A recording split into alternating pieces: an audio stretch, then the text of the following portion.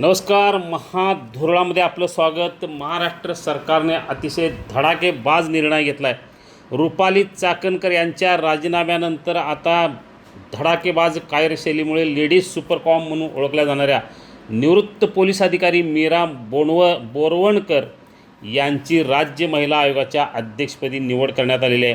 प्रशासकीय आणि पोलीस दलातील प्रदीर्घ अनुभवाचा फायदा आता राज्यातील महिलांच्या समस्या सोडवण्यासाठी निश्चितपणे होणार आहे. राज्य सरकारने अतिशय महत्त्वाचा आणि अतिशय कौतुकास्पद निर्णय घेतला आहे. राजकारणातील व्यक्तीपेक्षा त्यांनी आता प्रशासनातील निवृत्त अधिकाऱ्यांना या पदावर नियुक्त केलेलं आहे.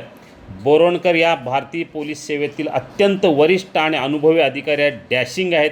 1981च्या बॅचच्या अधिकारी असलेल्या बोरवणकर यांनी महाराष्ट्र केडरच्या पहिल्या महिला IPS अधिकारी होण्याचा मान पटकावला होता.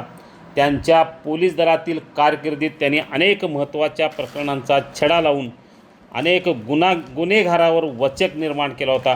पोलीस दलातील विविध उच्च पदे भूषविल्यानंतर आता त्यांच्याकडे राज्य महिला आयोगाची अतिशय महत्त्वाची जबाबदारी सोपवण्यात आलेली आहे.